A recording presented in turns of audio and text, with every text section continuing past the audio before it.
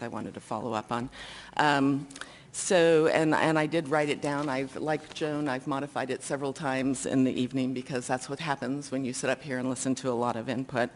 But it is, I did take the time to write it down, and I do have quotes from several people, and I would like to be articulate on the issue because it bothers me that people think that they don't understand the motivation for what is at play here. So certainly these are just some of my thoughts. So I have received many thoughtful emails on this topic, as my colleagues have. I've had many deep and rich conversations with parents, teachers, and with our administration throughout this process.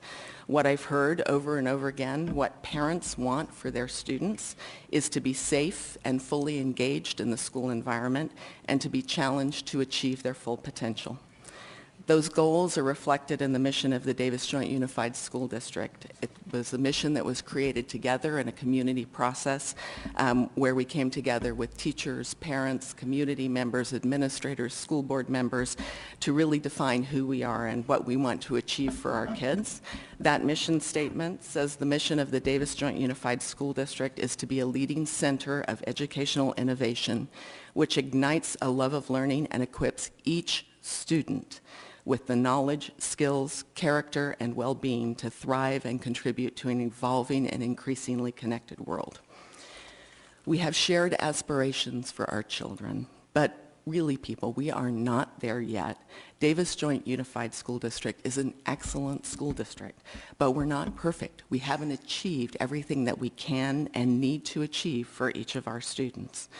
In fact, we've got a long way to go. Our peer districts, by many measures, do better than the Davis Joint Unified School District.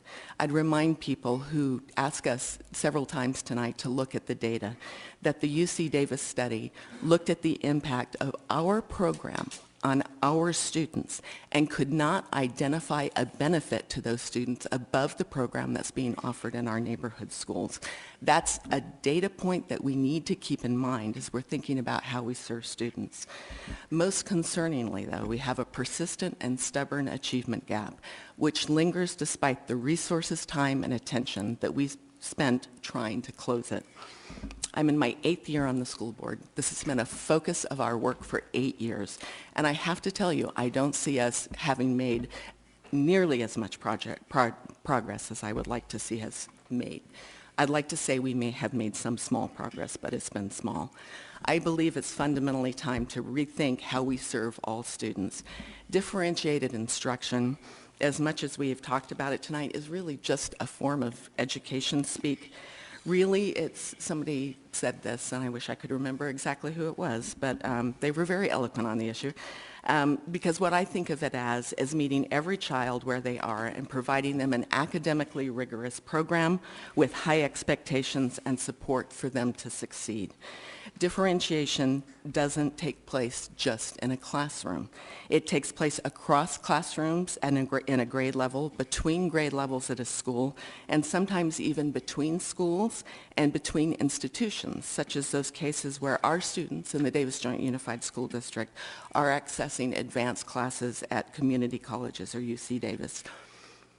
There is no reason in the world to limit our thinking to the size of a classroom. I hate this phrase, let's think out of the box. Salman Khan of the Khan Academy, everybody had their quote tonight, I've got mine.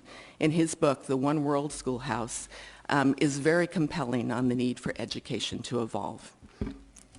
Sorry. At a time when unprecedented change demands unprecedented flexibility, conventional education continues to be brittle.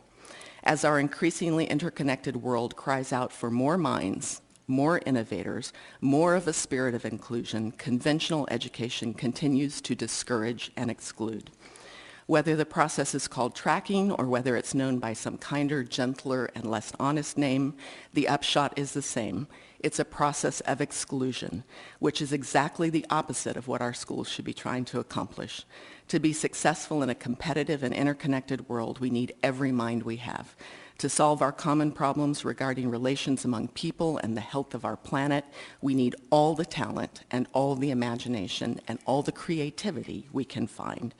The current system is rife with inefficiencies and inequalities, with tragic mismatches between how students are taught and what they need to know. And the situation grows more urgent every day that the educational status quo survives, while the world changes around it. This is not an abstract conversation. It's about the future of real kids, families, communities, and nations. The cost of inaction is unconscionably high, and it is counted not in dollars or euros or rupees, but in human destinies.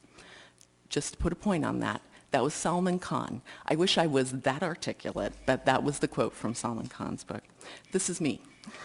I believe it's time for us to stand and face this challenge. In Davis, we have all the resources we need at hand. We have students ready to learn. We have high-quality teachers. We have dedicated administrators. We have supportive parents, all of you here and all of them who are not in this boardroom tonight, and a community that has stepped up for education time and time again. More importantly, this is a moment of opportunity that won't come again. We're implementing the Common Core, which provides deeper, richer, more relevant instruction for children and embeds differentiated instruction in its pedagogy. We are in a period of unprecedented resources to invest in professional growth and technology to assist instruction. And we've learned what works and what doesn't work from the first generation of student testing and accountability. We're poised on a threshold. This is an opportunity we need to seize. I will never fault a parent for demanding the best for their child. I only ask that as a community we go further. I ask that we demand and provide the best for every child. Great.